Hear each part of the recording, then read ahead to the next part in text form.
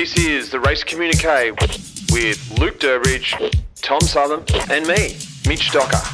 Brought to you exclusively by Training Peaks and our friends at MAP.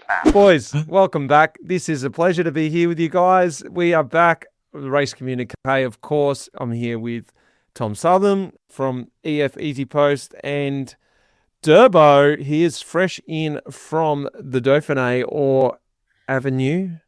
Southam, what's the pronunciation of the new race? Auvergne-Rhône-Alpes is the correct name of the race. Durbo's fresh on the ground. Durbs, welcome back. You are still in the team attire. You're on your way home still. Yeah, not so fresh. I've done a midway stop off in Girona at a mate's place to do this pod and then continue on my travels home. So, yeah, it's been a solid one. Not so fresh, actually, you would say. You look pretty good. I have to say, it's one of the. You look good. I think it's maybe because you're not recording from your bed like normal. But yeah, I know. I'm a bit of a slob, eh? Just sitting on my bed. Mate, I've only got a two-bedder, and my son has to be out in the living room. So, yeah, can't afford three.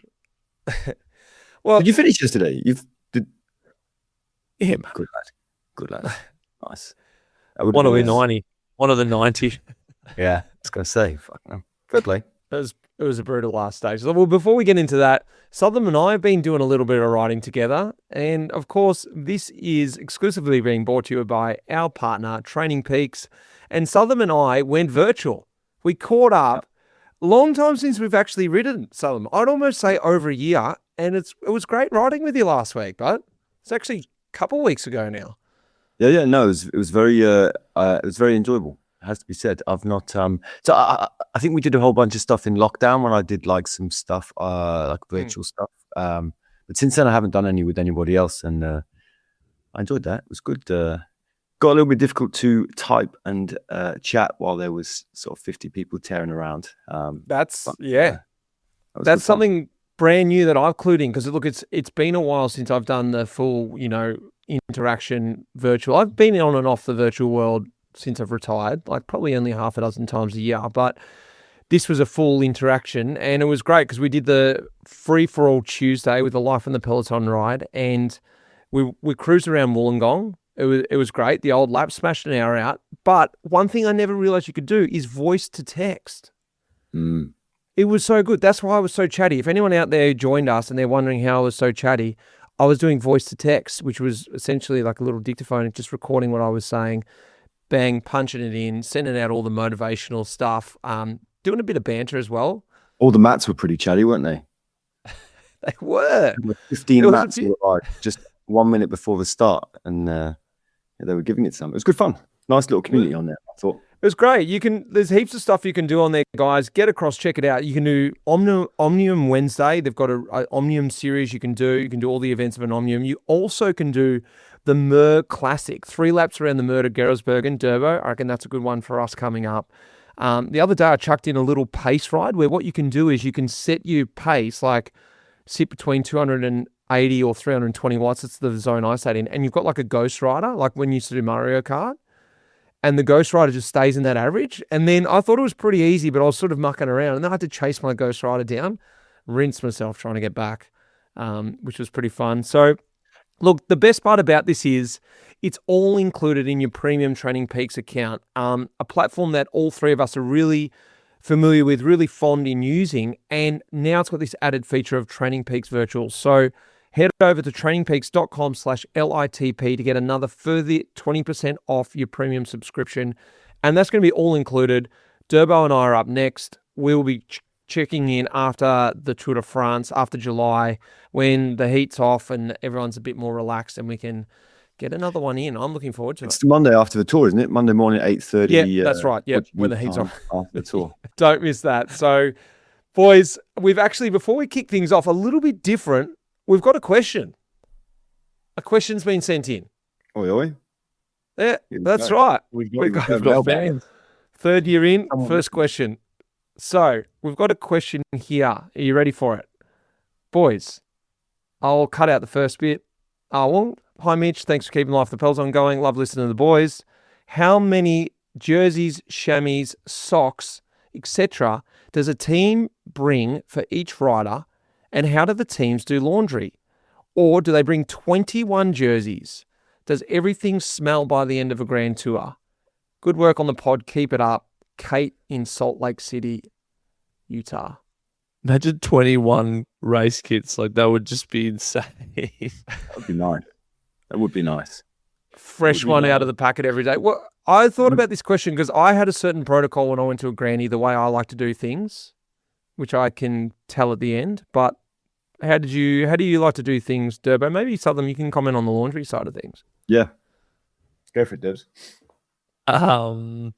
Normally I take, like, for say the Dauphine, the race we just got back to from recently, I would do probably 4 skin suits and just cycle them. I never the same skin suit the next day. A lot of guys just like hang up and wear like a semi-wet skin suit the next day, but I always found that just destroys your undercarriage. So I want to make sure it's all, dry, the skin suit for the next day.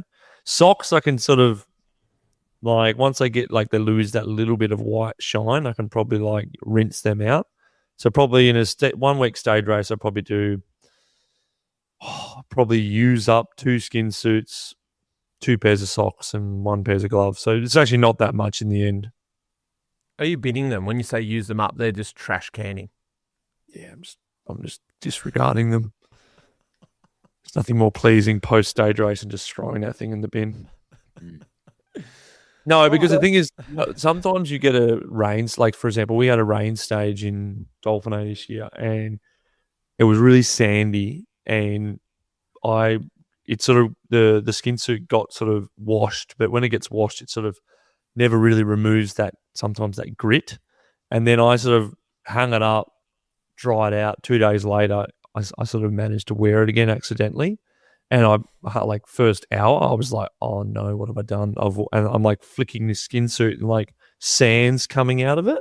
And I'm like, oh no. And then that's when the saddle sore starts, and the next minute you're on there. So any day that's like pretty filthy, like most classics, I would more or less disregard my skin suit afterwards.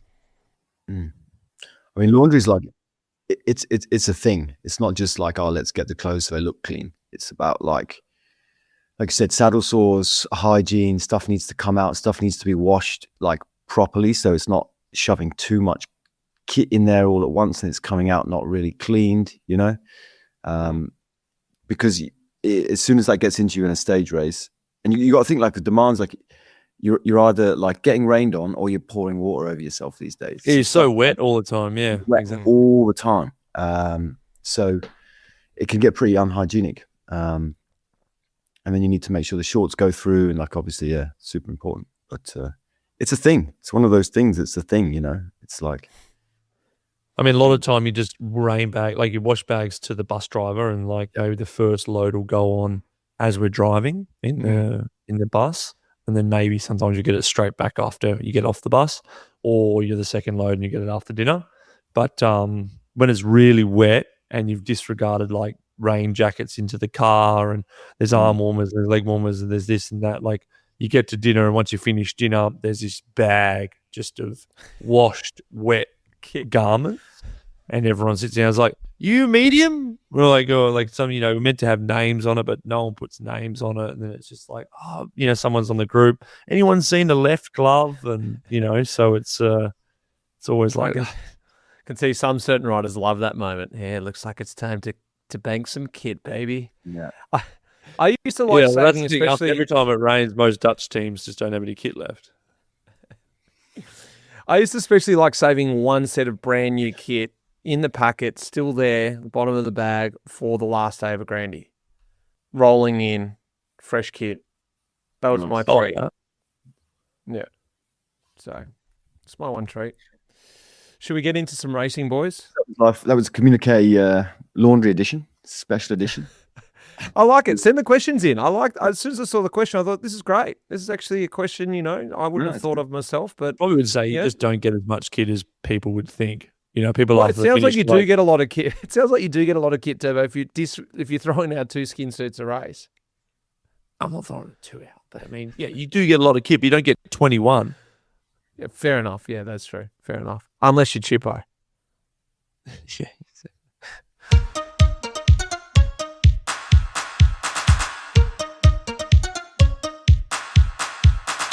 Boys, let's get into it.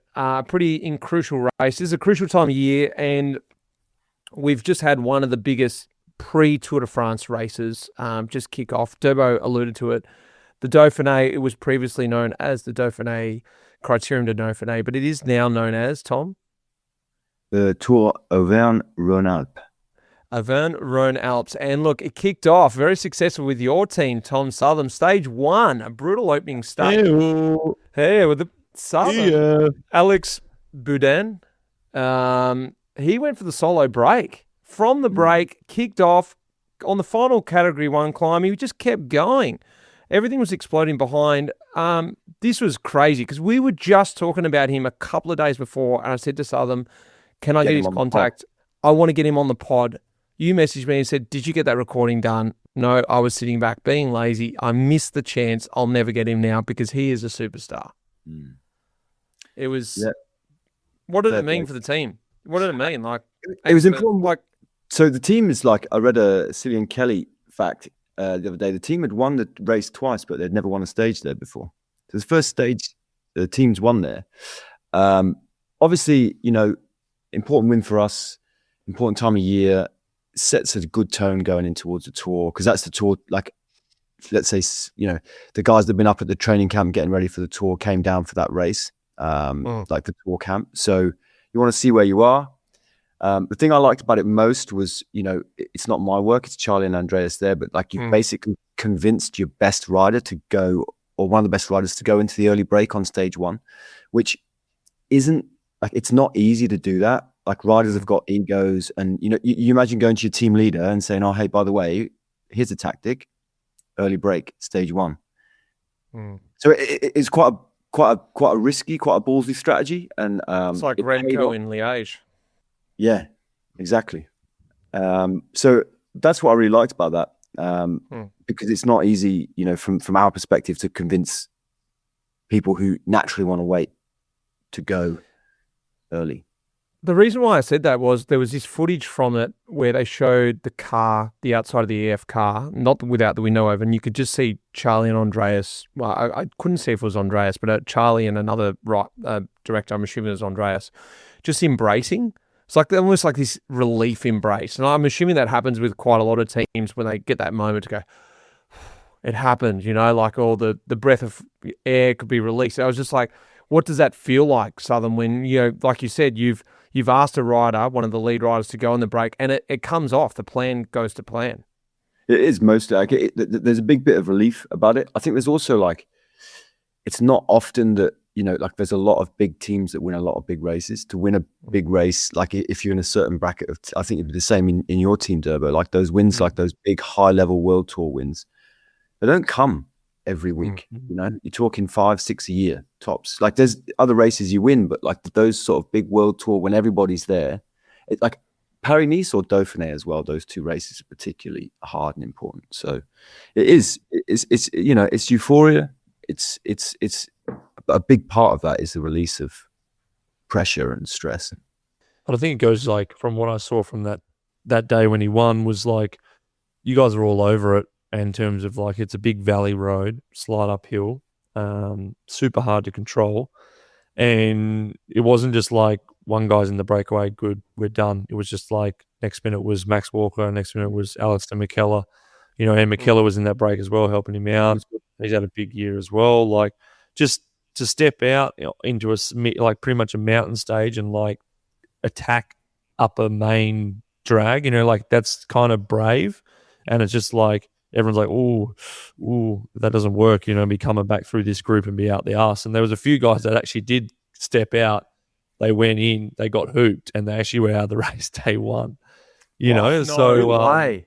Yeah, I mean, a couple of guys were sick, but they were just like, I'm just going to see what I can do and step out. Shaman, who were they? No, I'll look them up. But yes. yeah.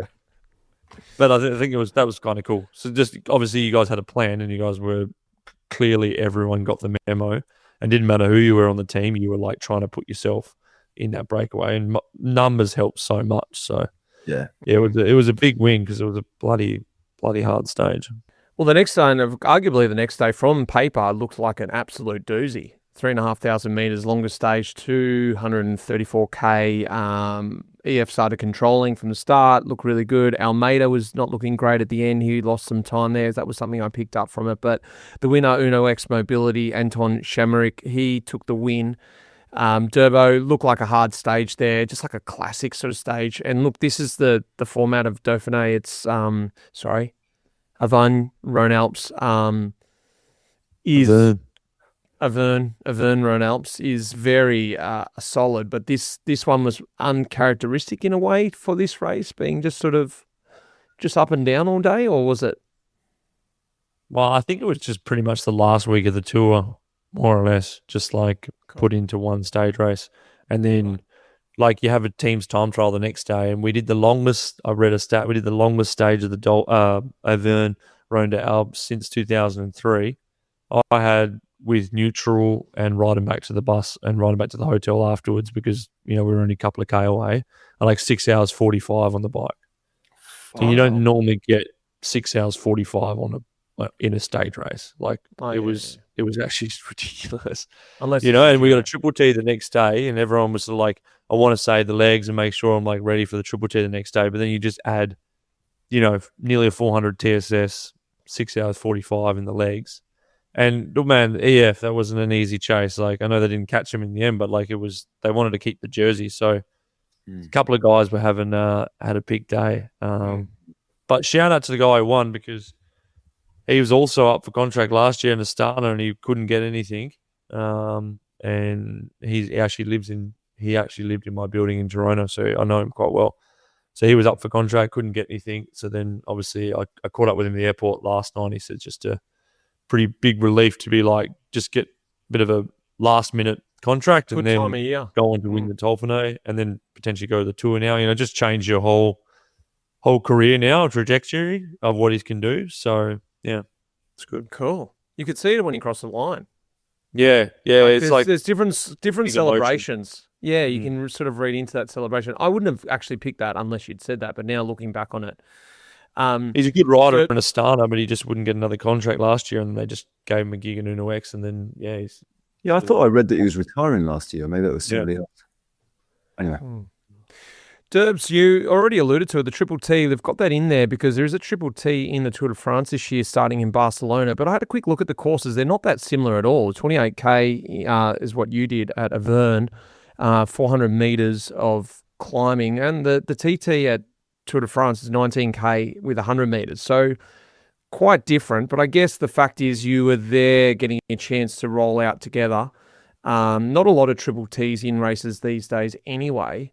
One question I've got for this, Laura, it was great effort by EF to hang on to the jersey there. That is one thing I want to point out, that you guys were able to step up. Third on the stage after the day before. It's good. It was an amazing ride that they were able to hang on to the jersey. One thing I want to ask is, Durbo, how has this changed now with the one rider finishing the Triple Ts? It's so weird for me to watch this, and I wondered, has that really changed the dynamic of the way you guys ride? Because it feels like people are doing the peelers a lot earlier. Well, obviously they are. Yeah, it definitely changes it. To be honest, I do prefer the forward of the line. It just in general, like if you stack a team that got teams time trials, like having forward of the line, you probably have a bit of an advantage, where I think it does actually probably what they wanted. I think it does a little bit even it up in a way. But you definitely, considering most of the ones that I've done the last couple of years, Paris-Nice, finished with one rider, you actually have to save a guy to actually not save, but you actually have to make sure he has enough HP, because most of the time they're finishing on 800 meter, 1 kilometer berg, like 1.5 minute efforts. They're never flat. Like it's never like lead out a guy, and it's just like a lead out more or less. This is just like turn left, bottom of a climb, 1.5 minute maximum to the top. So pretty much why you're seeing like, 2-3K to go, like this course specifically, when we were at Dauphine, was slight downhill for 11K before you turn right into the last 1.5 minutes, which was uphill. So that's why you saw guys like, down to 3, down to 2, down to 1, into the right-hander, and then sprint to the finish. I mean, it's kind of cool. Like I kind of liked like the dynamic of the strategy, and especially this one at Dauphine, it was hugely about strategy. Like there was an 8-minute climb off the start, a really, really technical descent, and then another 8-minute climb, and then slight downhill to 11K. So you sort of had to like save a couple of big boys. You couldn't necessarily go super hard on the climb. If you drop them, then you're going to lose time. And then how much time did you lose? And yeah, it was quite dynamic. But yeah, compared to the tour's speed's just going to be super, super high compared to this one. But so actually not really the same at all. So that's the thing. It was quite different. The one thing the thing that I noticed from these is actually because riders are doing the peeler, it doesn't actually make it that easy for the guys who've got to finish the job off. Because when you've got someone, I've experienced this firsthand when Brett Lancaster used to rip his turns, you're sitting behind them and you're still doing so many watts behind someone when they're doing a full rip peeler. So like it puts you in the red before you've got to do this individual effort. So it actually, without people knowing this, that final effort from those riders is exceptional. Remember when Dan AlUla took that victory at, was it Paris-Nice when he was the last rider? They didn't win, but they were up there. Yeah. He was solo for like the last 5K of the race. But also the riders in front of him were just like ripping in front. Like, by the way, Visma Lisa Bike won the Triple T and Ineos were second, and then of course EF were third. But look, we'll quickly run through this because we're going to waste too much time talking about this. Stage 4, we're starting to get into the mountains. Big break heads away. Quinn Simmons gets the win. George Bennett sits up mistakenly because that breakaway went to the line. Stage 5, we're in the mountains. Well, not quite in the mountains yet. Visma went there to get a stage win with Van Aert, and Van Aert was able to get that, showing that there was no real sprinters there. They did a pretty bloody good job in the lead-up. They had 2 riders to go with a K to go. They did that. Still 5 Js in the jersey for EF at this point with Boudin, and he was then going into his home roads the following day. I don't know, Southam, have you heard about this? Have you spoken to him? Have you got any word about this? About the expectations about them being able to hang on to that jersey for so long? Was he trying to get to those roads? Was there any insight into about how the team was going to go about this? And, trying to imagine that, like him coming to the race, thinking that 5 days into the race, he would have the jersey when he was riding through his home roads. Yeah, I mean, like it would be hard to plan for an exact scenario just like that. But I think like once we had it, it was like a case of like, you do it in steps, don't you? It's like, okay, the first challenge is to go through the TTT, and then we hold it there, and then there's like then we can kind of leave it to the sprinters teams that like from there you're going to get basically to like Albertville stage. So it's more a process of like whenever you have those things, it's like you don't set your stall out to say, right, we need to win the race overall. You just basically have to, because you can let people come back into the race as long as you don't lose the jersey. And you also have to remember that you've had success, and everything's kind of a bonus from there. So it's like you don't need to forget that. Obviously, they did a fair bit of riding, to make sure that we got to that point, and then after that, it's like, okay, success has already been had here, so it's kind of and focus on what's left. So. Well, the last 3 stages were the big boys. In terms of big boy stages, stage 6. Almost 4,000 metres of climbing, huge break goes. 60 riders. Did you make the break, Derb? 60 riders? What were you back in the hoop group? No, mate. Not moving on a day like that. Not moving at all. I'm tucked in, packed up. Problem is, though, it didn't actually matter where you were that day, because when 60 guys went up the road, you're doing exactly the same hour and watts behind, because the chase was insane. Like we were going full gas, and I couldn't believe that the group kept going out, and we just went all gas all day on the pedals. It was just like, it was insane. It was just such an insane day. So, I should have probably gotten the break. Probably would have been easier than being the Peloton, I'm sure. Well, that really highlights because the young Australian Luke Tuckwell, he was up there. Eventual leader took over the lead from Boudin, but his teammate Maxim Van Gils was the winner. Sorry, they went to the line. Sexas looked good. Del Toro looked good. Ayuso didn't look great. This was the first little sign, even though Trek rode all day. So I'm looking with an eye towards the Tour.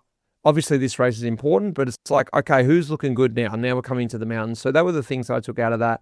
But young Tuckwell, Luke Tuckwell, 21 years old, second at the Baby Giro last year. Wham. He was riding for his teammate Van Gils, and then he ends up in the jersey. So that was cool. Like, Durbs, what was it like seeing him? I don't know, how well do you know him? I was actually trying to get him on the pod earlier this year. One of those ones that slipped away again. Another one. Always got my finger on the pulse, don't I? Jeez. Yeah, picking talent left, right, and centre. I mean, guys, should get a job. Is there any talent? He's nobody who was in the Giro, podium the Baby Giro, but he obviously clearly nobody. Mitch found him.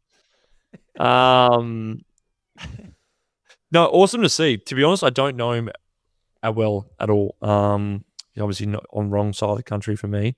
Had a little chat with him, just congratulated him after his stage win. He had some good results in Romandie this year as well, riding GC there. I know a few of the directors and stuff at Red Bull, so they also said just how good he is, and so that's pretty cool. And just awesome to see an Aussie up there. Like it was a really smart move, kind of like EF, I reckon, the first day. You just like they had sort of guys on GC, and all you needed to do was be close to the front and just like look for an opportunity. Maxime just made a big call. Like he was on GC and he just tried to go up the road one day. It was a day that that Quinn Simmons won, and Maxime went by himself, and they closed him down because he was on GC. And he's shaking his head like, "What do you mean? I'm just going for the stage. Like I'm not riding GC here." And they're like, "Yeah, but man, you're on a minute, so we're not letting you go anywhere." So he's like, "Oh, okay." So next day, that exact day, he could have finished easily in the bunch. He just pulls the handbrake, loses like 8-10 minutes on the bottom of the valley floor with the whole peloton, knowing that the next opportunity when he goes in the break, they're not going to worry about him, which was the next day. So that's also some forward planning for a guy that's like, he's in within a minute, he's in top 10. Tuckwell's there, Finn Fisher Black was there as well, and everyone's Finn Fisher Black was riding awesome, yeah. Who's the GC guy here for Red Bull? You know what I mean? And then Maxine's like, no, I'm only here for stages. Handbrake, go back, lose time, next day, win the stage. I was just like, wow, that's pretty cool. Because I thought there would actually be, they're all pretty similar age. I thought it'd be like, who's the next, GC guy for Red Bull? How old's Van Gils? Van Gils pretty young too. He's not old. He's like 23, maybe 24. So, It's first. So I was thinking like, first race back after his crash. So we're all thinking from the outside, it's going to be a bit of a thing, but they clearly had a plan like Finn's doing this if it's a sprint, and Maxine's going for stages, and Luke, you're going to try and ride your best GC. So, and they had a clear plan, and the day they won, like also the other boys like Vermeesh and Callum from the other guys from Red Bull who just drove that breakaway to keep him away. That was a really big team ride. Finished off well. Let's talk about stage 7 and 8 quickly, because they're the real big ones. I'm saying it, Durbo, you rode it. 2 times up the Colombiere, 2 different sides, almost 4,000 meters of climbing. Sexas, he crashes. Ayuso, he attacks. He looks good now. Sexas is no good. Del Toro looks good. He's eventual stage winner, but he says at the end, I wasn't very good. I wasn't feeling that good, but he just ends up riding away for the win. Tuckwell hangs on. This is the big surprise, I think, for quite a lot of people, myself included. He still had 3 minutes and a half, and he got it. That was down to 45 seconds at the end of this stage. My question, his lead is down to 45 seconds. My question is, Durbo, there were a few other crashes up to this point as well. Ineos lost a couple of riders. Seemed like there were a few riders going down in these stages. It seemed like quite a lot of crashes in this race. Was there any reason for that, or am I just reading into it? Like, it seemed like just silly crashes. Was it stressful? Was it like in these crashes on the descent? Riders here was in the breakaway. This stage, this stage is actually ridiculous. So why? We start, there's gravel all over the road in the neutral. Right. 2 guys come down, 3 guys come down in the neutral, and Martinez comes down, and one guy didn't even get past the neutral. He's out of the race. So like the road quality was like, they just didn't even sweep it. Like it was like went down a hard descent, switched back, gravel over the road, 3 guys down. We start at the bottom of this 5K climb. They neutralise the first bit of the climb, waiting for guys to come back. They're still coming back from the doctor's car. Then they drop the flag. Boom, racing's on. And it's just like, guys everywhere. We go down, steep descent. The pace that we're going down these descents are just mind-blowing. The speed is insane. And we get down there and full risk, everyone's just sending it. Because if you can't move on the climb, these guys are thinking, well, I'm going to take the opportunity, because as soon as you come out the bottom of the valley floor, the breakaway, the Peloton splits, and then you might be in the break. Anyway, we get to the next climb, and we hear on the radio, I'm already in the second group, I hear on the radio like, oh, guys, they're going to neutralise the descent. They're going to neutralise the descent. We're like, what do you mean? He's like, there's gravel all over the road. It's like really dangerous.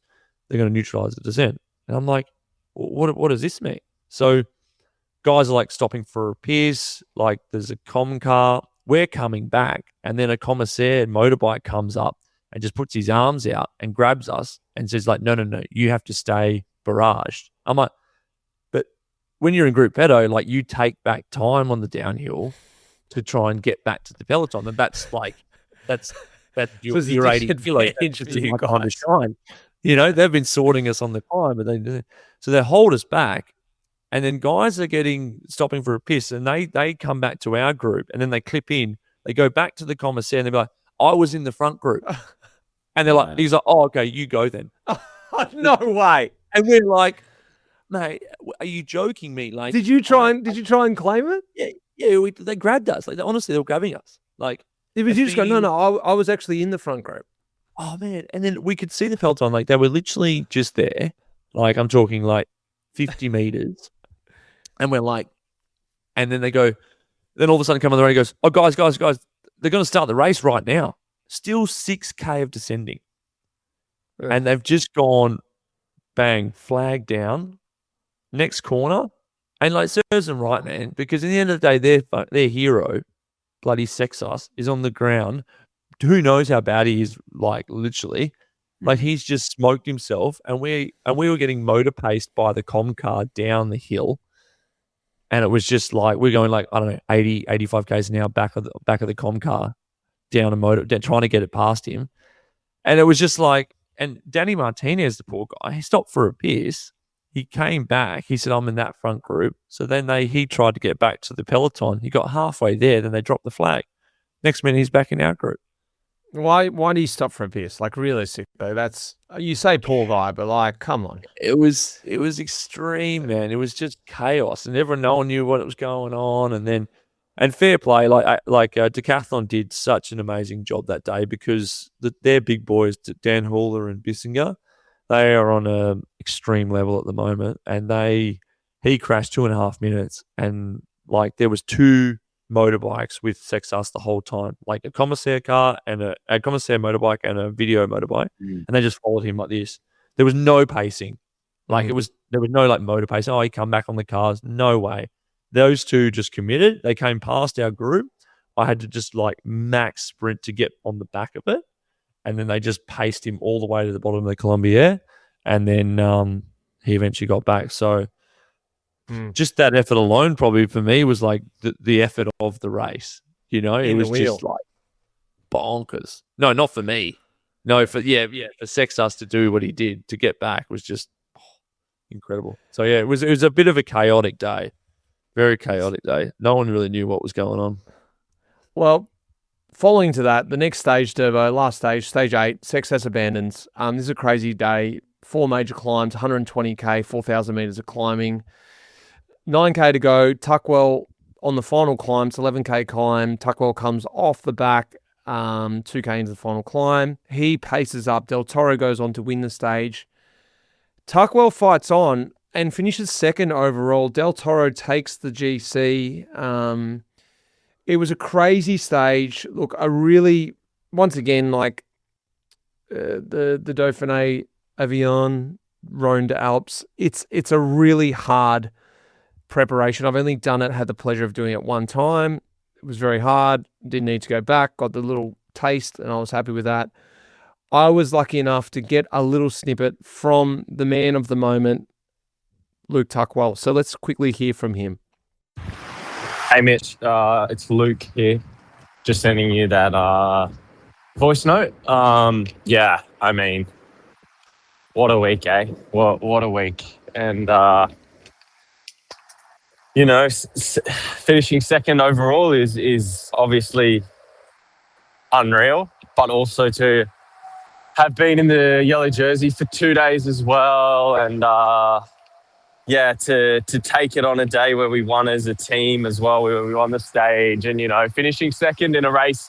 Okay, I wasn't the second strongest climber in the race, but I'd like to think I was one of the smartest. So yeah, I still can't quite believe it, actually. Like it still has not sunk in at all. It'll still take some time, definitely. But yeah, in terms of what's to come, yeah, I think it's I'm not too sure. Hopefully that looks like the Vuelta. I mean, it's something we'll probably have discussions with the team during the next week. But yeah, it's pretty mental, and I'm just gonna have to really enjoy it.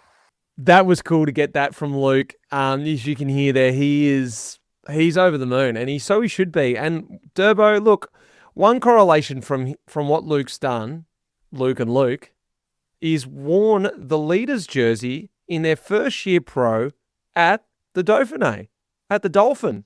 They've gone swimming with the Dolphin, first year pro.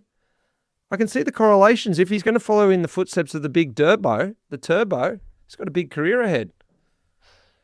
I wasn't second, but in the NGC, but but you still. No. I didn't say that. I just said the jersey. You wore the jersey. You didn't win a stage either. You won a stage. That was my first World Tour win, and wore the yellow jersey in 2012. So yeah, it's. I mean, if I go back to that moment and what I felt there, you're on cloud nine. You just think like, one, you probably think, well, this cycling thing's pretty easy. I've got it down. So hopefully he continues it to make cycling easy. But yeah, no, I actually, they brought that up in the race because it was my last Dauphine, and the interviewer at the start just sort of said like, oh, obviously this is where it all began. So yeah, it was nice memory, and also just to see him and see Luke, just like how happy he was, and like just riding around his yellow jersey, yellow skin suit, like yeah, it was pretty cool. So yeah, awesome, dudes. Guys, there is a stage race kicking off. When everyone's going to be listening to this, it will be kicking off today. So there's Tour Suisse, and it's very weird. It's 5 stages. It's completely changed. It was 9 stages when I did it. It's typically around 8 stages. They've reduced it to 5, brought the women's up from 4 to 5, the men's down from 8 to 5.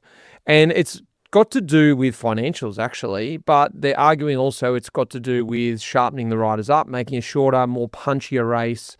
3 sort of punchy, hilly mountain stages, you could call them, all about 2,500 meters each. Then there's a time trial of 23K, and then there's a proper big boy mountain stage to finish things off.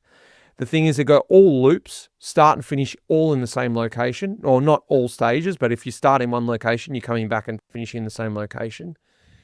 Poggy's riding it. Southam's not happy. Wait a second. Let me just go through the...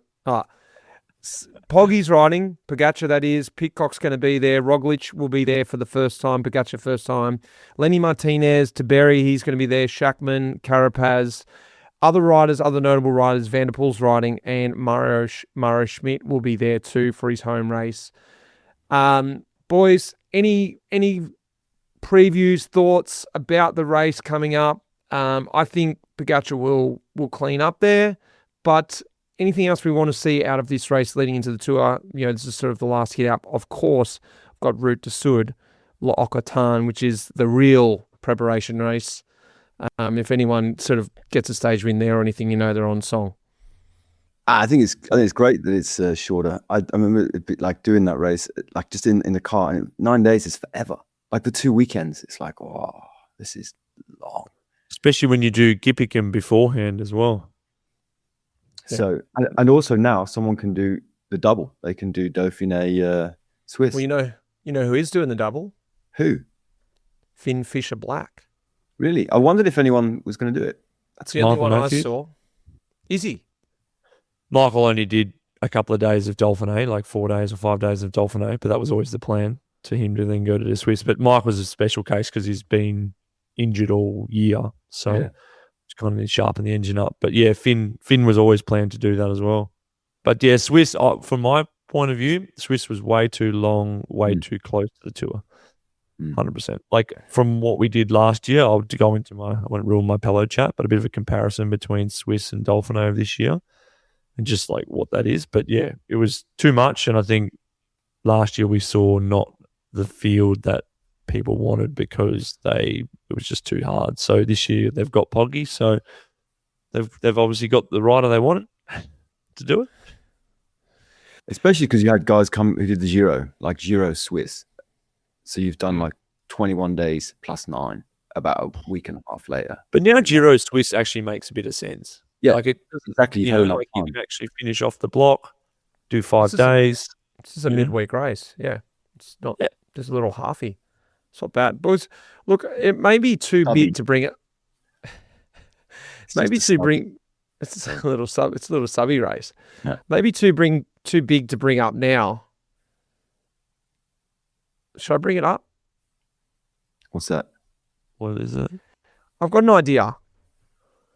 If you could pick a fantasy team to challenge UAE, the UAE team at the Tour de France hasn't been announced yet, but from what I gather, it'll be Pogacar as the leader, Isaac Del Toro as, thank you. Yeah. Once again, finger on the pulse. Anyone needs a talent scout, I'm just putting my name up. I pick talent. I reckon they should put Isaac Del Toro in. That's not a bad shout, yeah. Absolutely. I like where you're going. Super domestic. Brendan McNulty. Dedicated climber, Adam Yates. Domestique, Tim Wellens.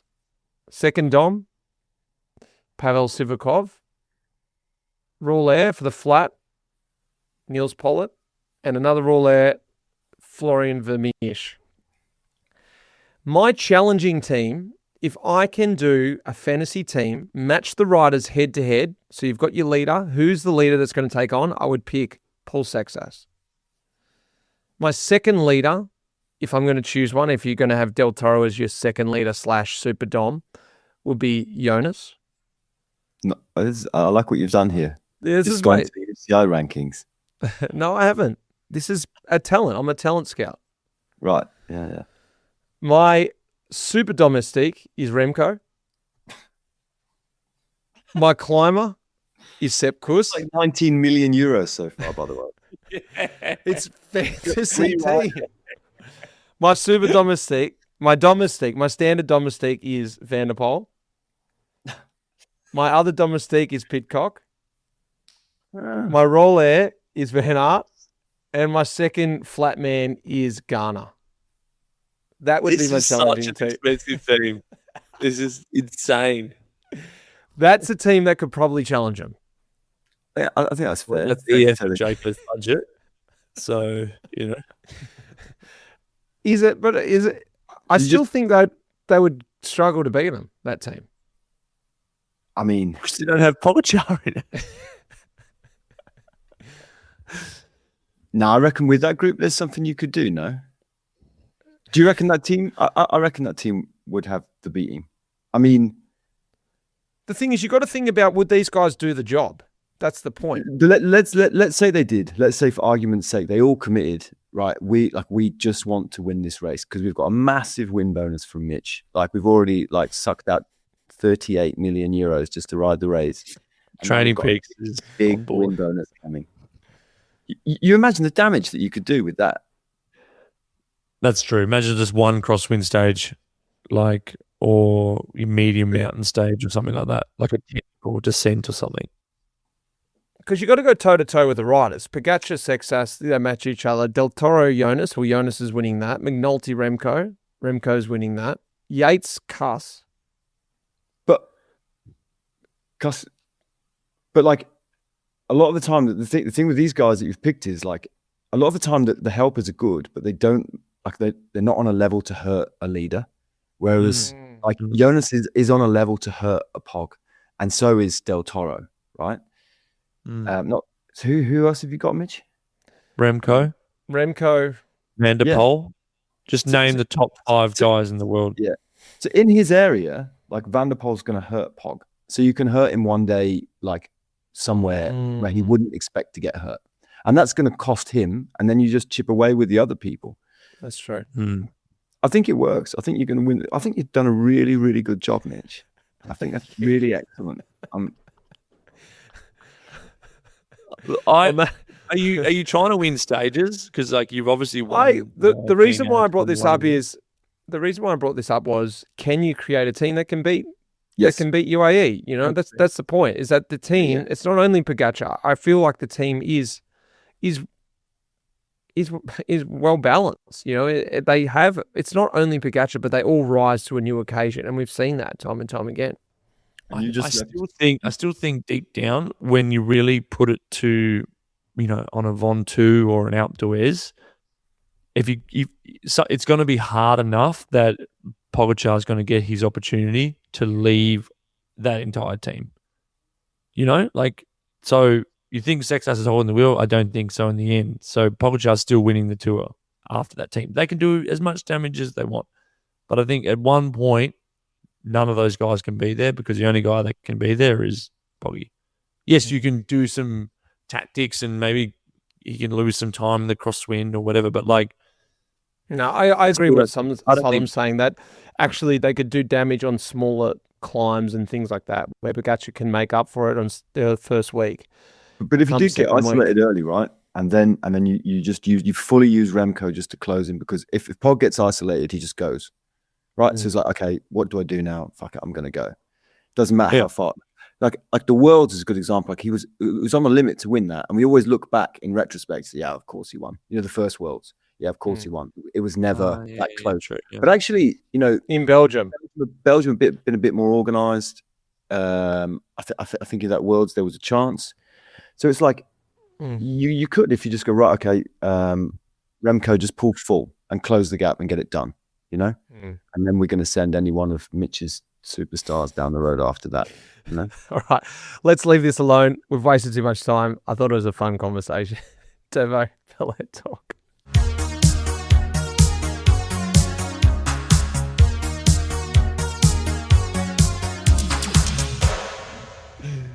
All right. Okay. Quick one, because we've spent 48 minutes on rebrief, but I thought it'd be a little good comparison to do. Last year on the pod, go back and listen to it, just before Tour de France, I'd come off Tour Suisse, and I did some stats on how hard Tour Suisse was, and I was saying it's one of the hardest stage races I've ever done. La-di-rah, and I just read out some numbers. So when I was deep in the Dauphine of it, I was thinking, it's got to be up there. It's going to be up there with one of the hardest stage races I've done, with how we raced every single day and what the level was at. So I did some Training Peaks breakdown on the 2 stage races back to back. So last year to this year, you mean? Yep. So Swiss last year and Dauphine this year. So what do we have here? We have... I've got my numbers here. Okay. So Swiss last year was 1,340K, and we did 34 hours 20. And this is like including neutrals, things like that. So it's probably not exactly the numbers, but this is my numbers. And obviously I was in group pedo quite a bit of it. We had 18,000 meters of climbing, did close to 40,000 calories, kJs, and I had 2,378 TSS. That's Okay. for that. Then, in very close, more hours, 36 hours, not 34. 30 kilometers less, did 1,310 in Dauphine. We had 30 TSS less, so 2,351, but we had close to 4,000 meters more climbing than we had in Tour Suisse. That's an entire stage more of climbing. Yeah, but so technically off the TSS, that means you race it easier. No, one day less. But It's one day less. They were the same. It was 8 days both. I thought it was. Swiss was only 8 days last year. So Swiss is harder racing. Swiss was harder, but I think I spent longer in the Peloton in Swiss. That's why. Because Swiss was less climbing, which means I got over more climbs, and holding the speed of the Peloton meant my TSS was a bit up. But when you get dropped, you sort of ride your medium. You're not doing those spikes you would in the Peloton. But anyway, it's a bee's dick in the end. Like, it's really not that much. Without taking the piss, actually sitting here now, would you prefer have had a harder race going into a Grand Tour? Or would you rather have a hard race and slightly less TSS? I know you're both fucked either way at the end of those, but by the data, you should be less tired from Dauphiné than you are of Swiss last year. Is that a better scenario or a worse scenario? I think, look, to be honest, I think the prep for the Tour, the Dauphiné always works better and has worked better for me because of the time. So Swiss, you just don't know how you come out. Like, everyone's come out of Dauphiné with a bit of a sinus thing going on. That's why we only finished with 90 riders when we started with over 160. So that's quite a huge amount of DNFs. And not just because guys are like, I'm ready for the Tour, I'm going to prep here. Like, there was a lot of guys getting sick. And that can easily happen in Swiss. And then in Swiss, you're like, 10 days to the Tour. I really got to, just lay on my couch and hope that it all comes around. Where now, even if, for example, this eventuates into something a bit more, or you actually do get properly sick, or you crash or whatever, you got a decent amount of time. You can have a full week off. You can start training a little bit again, and then you do some sharpening into the Tour. So I think the Dauphiné is the better preparation race because you can absorb the load without the risk of rocking up to the Tour with that just somewhat residual fatigue. And if I personally think about the Tour last year, I think first 8-9 days I was quite sharp because I had that load from Swiss, but there was a quicker fade factor to it because I just was like, actually now you've already been doing 20 days technically over the last 3 weeks of effort, and you've still got a week of the Tour to go, but yeah, that's how personally I feel. It's always like that, yeah. So I just wanted to quick numbers, and that's it for my PeloChat. Really, I wanted to talk about that neutralization, but we got into that already. With the what happened with all the sickness then, Durbs? Explain how that works in a race, because it obviously flew around pretty quick around the Peloton, and there's a lot of riders out. Do you notice the difference when it's going around? Is it a big worry? I think it's less of a worry than it obviously a few years back, obviously with COVID, because you knew you weren't allowed to race. Like, guys can still start with, a bit of sniffle on the nose, but before it was like, whoops, you're out, But look, to be honest, there's some guys that really just don't really have a lot of respect. Like, we're in the group better or whatever, and there guys just coughing and snotting and not going to the back of the bunch, and it's just like all over you. And like, you're thinking like, man, what like, I've worked just as hard as you to be ready for the Tour or the Dauphiné, and like, just have a bit of respect and just go to the back of the bunch and cough your guts up. Like, we had yesterday a couple of guys trying to finish, and I'm not sure even why they were, and they were just spitting and this and that. And you're like, man, like, just pull out. Go also teammates, right? And they're sitting at the dinner table with their teammates, Yeah. I mean, it's quite often now we had a couple of sicknesses go, but like, doctors are pretty onto it. Like, it's like, okay, boom, solo room, you're out there, you're in the van on the way to the start, you come on the bus with the mask. Like, all those COVID protocols, they're not as strict, but I think it's kind of good because it's kind of like we have a system now. It's like, yeah, this is what we do. you stay, and also the riders accept it too. So like, no, I'm fine. I've just got a bit of a, Well- like, no, bro, you're sick. Go sit in the car or whatever, The So- COVID thing, the COVID thing now, because of all that, everyone accepts that. Like, yeah, cool, I've got to wear a mask. Imagine before COVID, us going to be wearing a mask to dinner. You'd be like, what are you on about? I mean, COVID, like, during those tours, we had no sickness at all. No riders sick. So every like in a grand tour, normally like guys get sniffles, colds, whatever, like it just happens. But in for 2 years, we had no one, staff or riders, sick. It was amazing. It's like, this is how we should actually do it every year.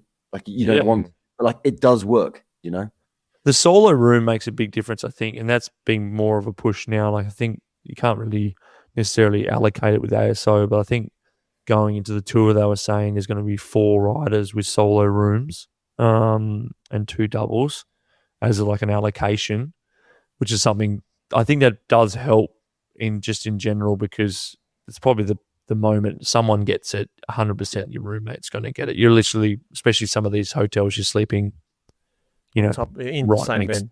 in the same bed. Yeah, more or less. 1 duvet, 1 pillow.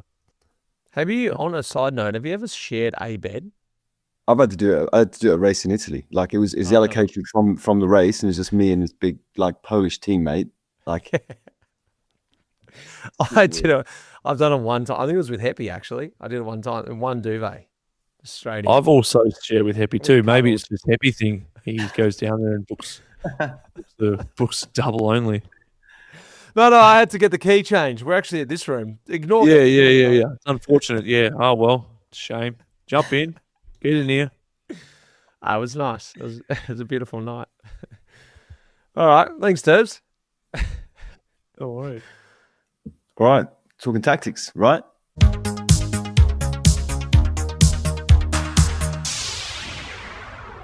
Let's do it, Southam. So I was going to talk a little bit about the mega break. The mega break is back. So when I started, 60 rider. when I started World Tour DSing, I think so like back in like the mid 20 teens, you had a lot of like, particularly with Sky, like the mega break used to happen quite a bit at the tour. So basically their strategy at the time was, we don't give a shit how many people it is. Let's not count numbers. Let's just let it go and organize ourselves, get organized. Often they would put 1 or 2 guys up there just to see what happens, like a Knees or someone, just to see what happens in the break, then drop them back. It's like you get this happening in stage races where, it's locked down a lot at the top. And so when you've got like an overwhelming favorite, a lot of people go into a race where they have to attack to get some success. And we saw a Basque Country this year where on 3 days, because Sechas had taken the leader's jersey early, the GC was quite locked down. A lot of people were racing for stages. And so when it comes to like the break going, the only answer that can happen is either a 2-man move, 3-man move, which everybody can go back to their team and say, well, we're not in it, but it's not going to arrive. So we go to another plan. Or this like mega break situation where effectively the bunch splits somewhere under sustained pressure of the race just going and going and going and going and going. And all of a sudden you get this massive group in front. It's challenging a lot of times in the car to wait for the numbers, because for Radio Tour to actually radio through like a list of 60 people, it takes ages. They have to, someone on a motorbike is there, like scribbling down who's there. They've got the transponders and stuff, but it still takes much more time than you're thinking. Like if these breaks go after like a lot of sustained pressure, then, it establishes, and there's a longer wait than usual for all the DSs to be able to react. I think that's honestly why Sky used to put someone in front to say, oh no, I've seen Aru here or whatever. Right. So yeah, this situation. So in that moment, the break gets quite a big gap, and then you have to kind of manage it. Now in the past, it's always been like, okay, well, you can write off 50% of those riders because they can't climb, right? So then you whittle it down as to like who's a real risk, and like the break's not as big as it looks on paper. So at first it's like, oh shit, there's a mega break, like it's going to go forever. But then you okay, well, like at Liège, it happened there this year, and only Bora really pulled. There was a lot of passengers there, yeah. There's a lot of people sat on. So you have to remember in these situations, there's certain things. But this is what I want to talk about it, because Uno X have actually done a really good job of immediately committing in the mega break to pulling. So they did it on the last stage of Basque, where they brought Hallen Johannesson he lost loads of time on the first day, and he went into like mega breaks for 3 days. On the last day, they put him in and they just pulled like hell. They didn't care about like the Fuga de la Fuga or anything like that. They rode a big break as if it was a peloton, and they've got the guy who wants to do the business. And they did immediately the same thing at Dauphine on the stage, where the speed of that group, Bora were also pulling, but it wasn't a lot of people. And I was looking at the bunch and I was looking at them, and it's like nobody could close that gap. They were going unbelievably fast. It's a situation that's going to arise at the Tour de France this year. It's coming up. We're going to see it happen again, because we can, like UAE can afford to let it go, because probably Pog's in control. And then like, if you think that the top 5 or 6 guys are very far ahead in the GC, obviously one of those guys is going to drop out and it's going to be hunting for stages, and that's going to change the race a bit. But someone like Uno X with Tobias Hallen Johannesson, like they can come 5th in the Tour by doing this and committing to it, and you get a lot out of it. So no hesitation. They put 4 or 5 guys in, which means that basically in the briefing, you've said to every single cyclist in the team, you're jumping today. That's what you have to do to get 5 in. I also I watch them at the Giro, how they go into breaks. There's a few still images I took of my TV. I was really interested. I don't know if we can put them up on this or whatever, but yeah. But basically, like you can see from an aerial shot, there's 3 together and then 1 in front, and then front on shot, the 3 behind have got together in a nice, like a full line on the radio to the 1 in front as to like, we're coming. Then they link up in 4. They send 2 across to the break and 2 stop block. Yeah. And it's like, that's like a team working cohesively with everybody committed to this. Like, right, let's get everyone in front. We did it last year when we took the jersey with Ben. We had I was going to say that with your Sweeney stage. Yeah, you guys did really well. Yeah, the whole team in, and then once we got there, it's like, right, commit, let's do this and ride like Question that. is, you guys also did that quite well post intermediate sprint. Like there's that mid intermediate sprint where it's still going and it's a bit chaotic.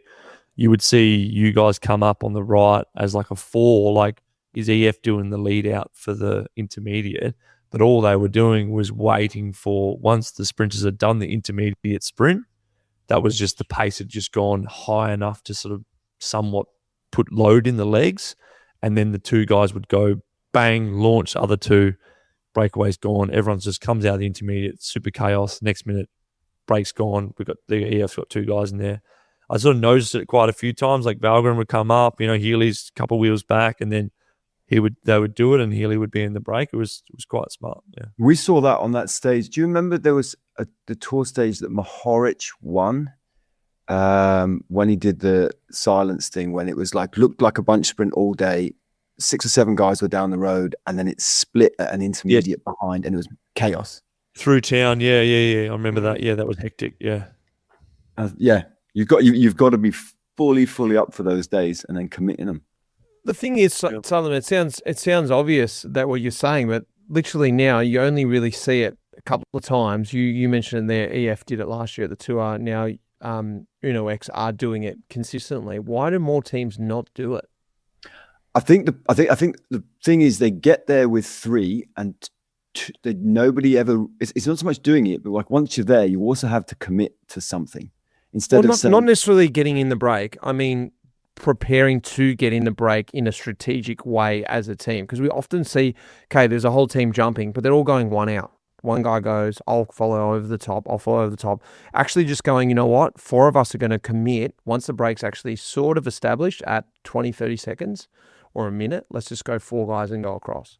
And number one, you got to be at the level, right? Yeah. You know what it's like when you're not at the level. You got to be at the level to move. But you jumping, where the fuck were you? And I was jumping 50 times and you did fuck all. And first you got to be at the level, and then you need, like, in the team, everyone to be sort of off the race in a certain way, like off the GC. No one's looking after themselves. There's no other ambition. Yeah, there's no sprinter. There's no. It's just literally a bunch of, breakaway dogs cats. For it. Yeah. Hungry dogs. Yeah. And it's not an easy one, but I thought it was relevant towards July, because I think we will see it happen again. And then, again, it's interesting once that happens, because technically 60 riders is like, it's a peloton. When you get there with the car, if you're car 18, you're still car 18. You like, normally when you go to a break, it's like, I can see the action now. But in those situations, you can't. There's as many cars behind the 60 in front as there are behind. So you just go back to, like, okay, well, we've got a small peloton again. And then you have to, like, does someone sustain the speed? Is someone going to attack? What's going to happen? It's not a given. It's like, oh yeah, we're in the break. Yeah, great. There's 60 of you. It's like, you might as well not be there in some cases, Another thing is that, like, this mega break situation, say for example, they do want to bring it back. That you actually just, the speed of the bunch these days, and like the way everyone's running, like once it's got a minute with 60 guys, like it's near on impossible to bring a group of that size back, even if they're all just going through, just the momentum that it's as big as a peloton, isn't it? Because there's only pretty much 60 guys in the back, 60 guys in the front. Yes and no. I say yes and no, because, like, if you go back to the old Sky days, obviously they know their pace that they can ride, and once you, like you said, Southern, there's got so many passengers there, and it's you really got to just ride them. If it's a flat stage, maybe not, but if there's going to be any kind of climbs, they don't have to worry about it, because half those guys, or more than half of them, are going to get piped or just going to be hanging on for grim death anyway. But I've found as well, like, guys who are going to get dropped anyway, like, quite often these days you see them riding really hard, and it's like, what are you doing? Like, why are you doing that? And then, sure enough, they get dropped. It's like, oh, okay. Like Durbo at UAE last year. Do you remember you two on the break on the flat? It's like, I got a ham on. For that. So, Did you? What, from the buffet? No, from Pelo Bilbao. He bought me a ham on from Rioja. Did he really? Yeah. You can say that now. Thanks for sharing I it with me. was in, yeah. So, yeah, we got asked during the stage if we could do a favour. So, for a hum on? We helped out old Pelo, and Pelo was on the podium in the end. Iberico? Yep. It was lovely. Rocked up to my door. Max is vegetarian, so that didn't really flick him. But what it was a lovely gift, actually, to be fair. Yeah.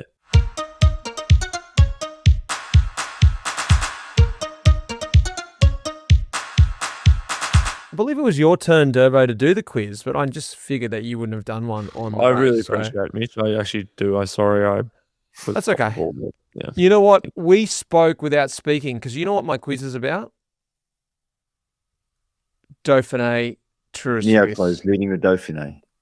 Yeah. I've created a fantasy team. Yeah. No, guys, here we are, Communiquiz. Are you ready? It is themed about our 2 preparation races for the Tour de France, Tour of Suisse and Dauphiné, or Auvergne. Tour of Suisse and Auvergne-Rhône-Alpes. You ready? Yep. All right, let's do it. We've got 6 questions, 7 a bonus question in case you get 3 each. He's riding the Tour of Suisse. He's due to retire at the end of the year. Nairo Quintana, the Colombian, has been professional for 15 years. He's won 3 stages and the GC at the Giro. He's won the Vuelta, been twice second at the Tour de France, and won 3 stages. The question is, how old is he? Is he 39, 40, 36, or 41? Nairo Quintana. 39. 36. Durbo, how did you know that? Because I remember when he was when he was winning, he was like in the white jersey all the time as well. And I was just like, that guy doesn't look that age, but he is. That's why I thought about this question. 105. I was sure he was over 40. And when I saw 36, I was like, that can't be right. He's a year older than me. He's only 36. I couldn't believe it. Have you checked his actual, like, has anyone actually checked the legit ID papers, or did he just like win under 23 worlds at 30? Yeah, well, it's pro cycling stats, so it's got to be legit. Well done, Durbo. That was a tough one. It's probably the toughest question of the quiz. Question 2. Who has won the most amount as A, B, C, or D? Hang on a minute. Hang on. How was that in any way about the Dauphine or Swiss? He's riding Tour of Suisse. All right. That's how it started. Yeah, okay. I didn't know where the quiz was going to go yet. And then I was looking at the start list of Tour of Suisse. I saw him on there. I saw his age. I thought, oh, that's a really good question. And I thought, oh, maybe I'll base it around these races. So that'll get you in my head thought. It was actually going to be only about Tour of Suisse, but there wasn't enough questions about it. So then all the questions are on Nairo Quintana. This is like, yeah, because he's riding Swiss. That would have been a great idea, but I didn't do that. Now we're back to Tour of Suisse. It's a pretty boring, normal question, this. Who's won the most amount of stages of Tour of Suisse? A, the Spartan, Fabian. B, the Aussie, Robbie. C, Sagan. Or D, Zabel. Sagan. Zabel. Oh, I wish it was Zabel, but it is Sagan. Sagan is the man of Tour of Suisse. How'd you know that, Durbo? Well, I was there for a lot of them. He just was to dominate Tour of Suisse. He win like 3 stages. Well, Southam, for a cheeky chance to come back, how many stages do you reckon he's won? Oh, greater than 2. More than 2. It's less than 20, more than 10. 15. 16. No. The Spartans won 11. Sagan's won 18 stages, the Tour of Suisse. Robbie, 7. Zabel, 8. Is that all? Yeah. Question 3. Durbo's up 2-1. In the last 20 years, how many Tour de France winners have ridden the Tour of Suisse? Tour de France winners. Before they rode the Tour. Oh. As their preparation race. Sorry. I know. In the last 20 years. Last 20 years. 2006. 2006 was all close, but incorrect. Donuts, 0. It's actually 2. It's only 2. Who is it? Southam, for a chance, or Durbo and Southam, one of them won both. Yeah, one of them won both. I'm trying to bring Southam back into the game. Who was it? One won both. They won Tour of Suisse and then went on to win the Tour. I know Armstrong did it, but I don't know if it fits in the time frame. No, it doesn't. Question Froomey? about him later on. It's not Froome Dog, no. Bernal, Southam, very good. The other rider is Andy Schleck, finished 14th, but he did win 2010. He won because Contador was rubbed, so it was a bit of a tricky one. Ah, okay. Yeah, I had to couldn't quite work that out myself until I really looked into it. There's been versus the Dauphiné had 11 winners. All right, so individual questions here. Questions 2-1, is that right? Yep. So for Durbo, there's 2 Brits that have won the Tour of Suisse overall. Who are they? Adam Yates Correct. and One of your mates. one of my mates, Richie Port. He's not British. Oh, sorry. I won't say that. I'm going to say Geraint Thomas, but yeah. That would be correct if you said that. Don't say it. Geraint Thomas. Stick with Richie Port. Southam. There are 2 Aussies that have won the Tour of Suisse. Who are Phil Anderson. And? Phil Anderson's won it. And can I say an Englishman just to like I see now you're taking the piss. Richie Port? Yes, Southam. Well done. I didn't think you'd get Anderson. Well done. Actually, what am I talking He won. about? Of He course won. I don't think you would have got Richie in the same year. Phil Anderson. He won what? Sorry? Dauphin and Swiss in the same year, That would have been a great question. according to Rob Hatch on TV yesterday. One man who changed cycling in many ways, one that the way they approach the Tour de France these days, I think, is Lance. You know, purely focusing on the Tour and not just sort of racing through, using it as a preparation race. So the preparation race was very important. I feel like in that time it really did change. He rode the Tour of Suisse 5 times. He rode the Dauphiné 6 times. He unofficially won the Tour de France 7 times, which was a better preparation for him. So the question is, how many times did he win the Tour de France and the Dauphiné in the same year? Route to suit, no? No. How many stages did I win? Is that what you're saying? 1 stage Yeah. of the Route to Oh, suit. yeah, Yes, that's right. Yeah. It's fun. I think the first year they did something weird, like Luxembourg when they won it in '99 or 2000. They were riding. Luxembourg used to be on. So he won the Tour 7 times. How many years did he win the Dauphiné before? I don't think it's 4. that many. Like 2000, No. 2001, It's not 2000, 4. 2002 is it Swiss? 2000. I'd say twice. Southern would be correct if he said 2 times. Are you saying 2? Nah, fuck it, 3. No, 2 times. All right. How many times did he win the Tour of Suisse before the Tour de France? Getting Once. Durbo, Southern. Well done, Durbo. Yeah. Scores are 2002. all left. So, Bonus yep. point for me. Thank you. Scores are all leveled up. All right. Last question. Scores are leveled up. 2-all. 3-all, sorry. Traditionally, the Tour de Auvergne, how'd you say it, Southern? Tour d'Auvergne. Rhône-Alpes was known as the Criterium de Dauphiné, and before that, the Criterium de Dauphiné Libre. What is the direct translation of the name? I've got A, B, C, or D. A bike race of the free dolphin. Let's race to free the dolphins.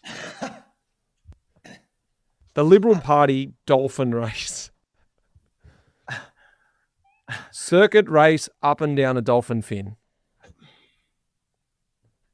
That's the options. They're the options. Those aren't any of them right. So One is a direct translation. the liberal. I liberal enjoy party. the Liberal Party of the Dolphins. Do you want the quite options good. again? Okay. A, the bike race of the free dolphin. Let's There's no race. dolphin. Let's race Even the to free the sea. dolphins. The Liberal Party dolphin race, or the circuit up and down the dolphin fin. I'm going to go with the dolphin fin. Incorrect. Okay. Liberal Party. Incorrect. The direct translation, when I translated it today, was the bike race of the free dolphin. Mitch, like this. Fuck. The Dauphin The name- is a newspaper. Right? No, but I didn't say that. I said, what is the direct translation? Yes, the Libre is a newspaper. Dauphiné is the region. pretty That's sure. why it's called that. I'm pretty sure Dauphine means like young prince and not dolphin. It doesn't. It does. Dolphin. It's French for dolphin. Look it up. I did the translation today. Coffee order, which was like, which one is it? Is it magic or a gulpin? The name comes from, traditionally the name comes from, the race is a newspaper. The region had a dolphin on the coat of arms. That's why they had the dolphin on there. That's why the region is called Dauphiné, because there was a dolphin on the coat of arms from that region. It had to originally have that still in it. The paper is the Libre paper. That's why they got dropped off when the ASO took it over. Then eventually the ASO wanted to get rid of the Dauphiné because it was respect back to the region. Did a big read up about it today. Rob Hatch these days, aren't you? You were legitimate. I mean, history. I spent about Spent about 45 minutes on that. Loved it. It was worth it. It was worth it just to hear it. No, fair play. I think. So who got that in there? No one did. Well done, boys. It's Really. been a big one. Once again, I love chatting to you guys. Big thanks to our partners here, Training Peaks, and of course, MAP, who are our proud partner at Life in the Peloton. So, guys, good luck. Speak to you soon. See you soon, fellas. See you, boys.